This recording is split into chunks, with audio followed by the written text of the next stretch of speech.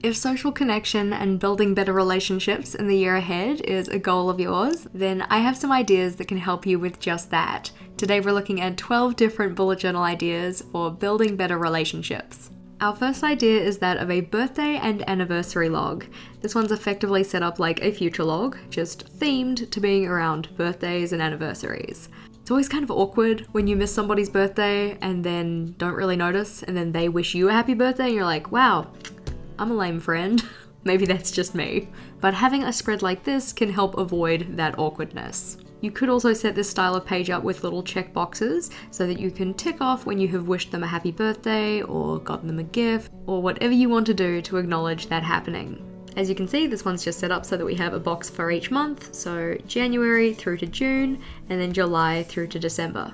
What could also be useful for a page like this is setting it up in a long-term collections journal so that you don't have to write it out year after year. Flipping over though, and our next idea is that of friend notes. This is effectively a place to, as kind of suggested, write notes about your friends, and you'd probably have a page or half page per person, so you can write down things like their name, so you know which friend it's about, when their birthday is, what are their favourite things, so colour, foods, drinks, movies, books, etc. You can also use this as a place to write out mini gift ideas, so if you want to do them something nice that's just small, then the things that you could do as part of that. It doesn't necessarily have to be things that you get them either, it could just be other acts of kindness. And then also ideas for bigger gifts too, for things like birthdays, other celebrations where you give gifts, that kind of stuff. I've also got a space at the bottom here for other notes, so things like past presents that you've given or received from them, passing comments that they've made about stuff they like, etc. In terms of our next idea, this one is the 36 questions to fall in love. Now, you'll probably note that I do only have 20 of them listed out here. I didn't think I actually had to write out all 36 for you to kinda get the idea on this one. A link to the full list of 36 questions can be found in the description box, but the general idea behind this list is that these questions, if you and somebody else go through them from 1 to 36 and answer honestly about each of them, as a whole they will bring you closer together. They are technically in set portions, so I think set 1 is like here-ish and set 2 is here, but I think there's a couple more. As mentioned, the link to the list is in the description box, along with links to any of the equipment I used to set up these spreads. On to the next page, and the first idea we have here is that of love language notes. From my understanding, there are 5 love languages, so words of affirmation, physical touch, receiving gifts, quality time, and acts of service. This one's set up so that we have the love languages down the side. You have a space next to each of them to write who in your life is receptive to that type of love language, and then a space to list out any kind of actions or communication techniques that you could use to show that love language, or that you could use for them so that they know that they are loved. This can just be helpful information to note so that you know for the different people in your life that you value, your actions towards them are being received in the way intended.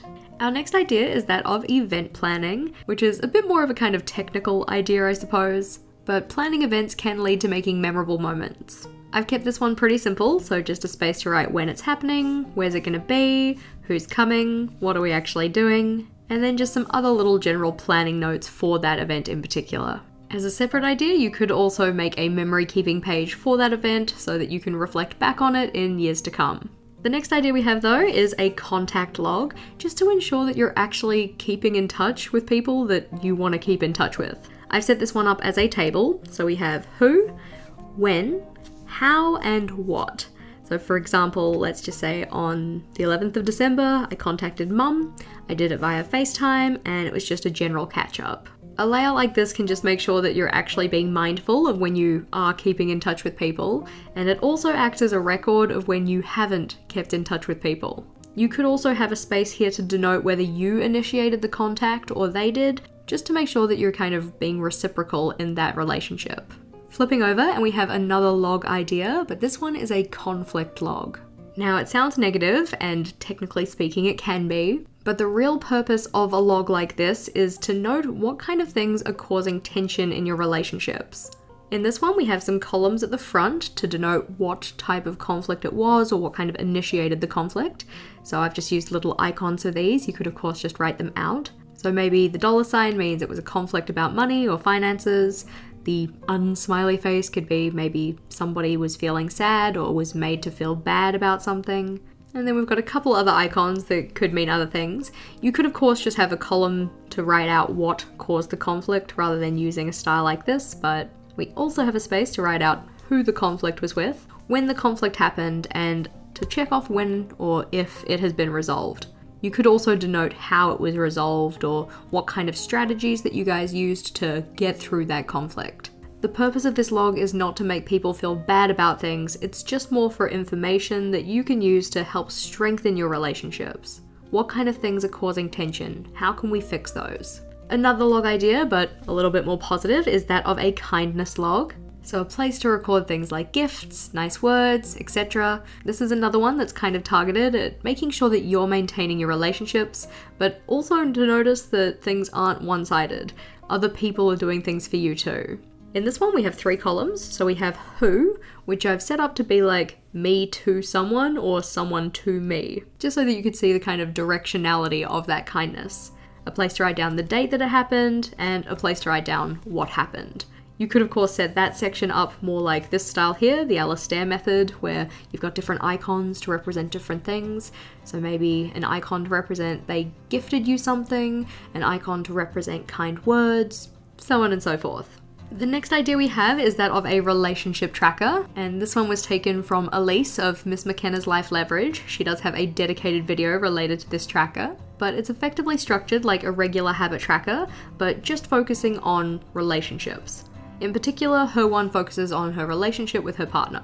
I've set this one up in a vertical style, so we have numbers 1 through 31 down the side of both sections of the tracker to represent each of the days of the month, and then each column represents a different relationship-related happening. So status is for whether you guys are kind of in a good place with your relationship, if things are in an okay-ish place, or if things are kind of negative on that day. You can just use different icons to represent that.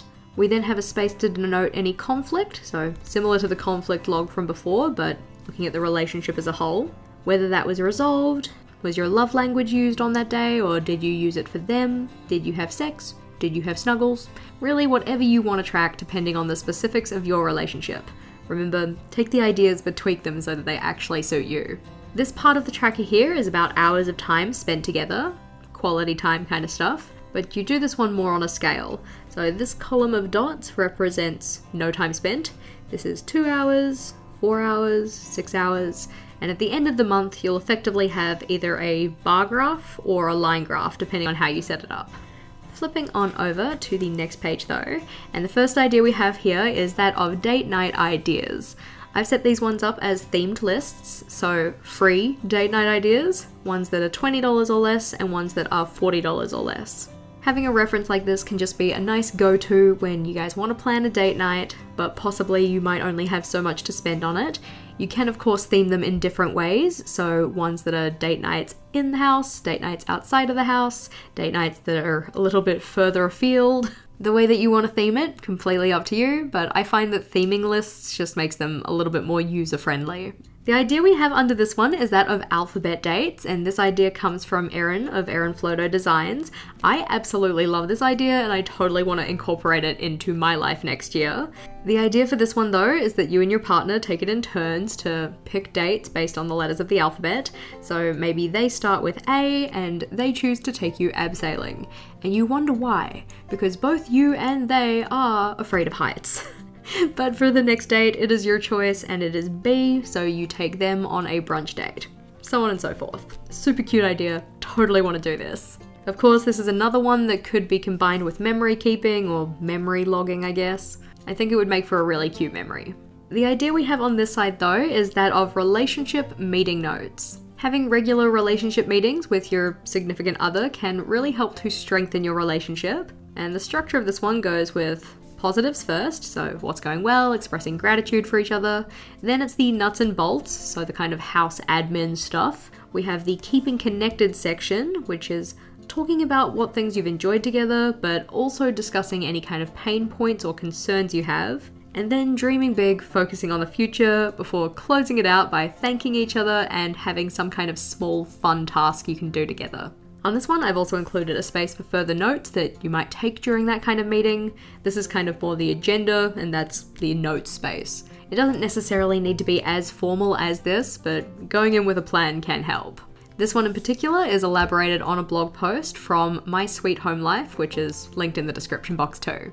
I would absolutely love to hear about any layouts that you have in your journal related to building better relationships, but if you are looking for more bullet journal inspiration, then the playlists on screen here are where it's at. Click or tap on one of those and I'll see you over there.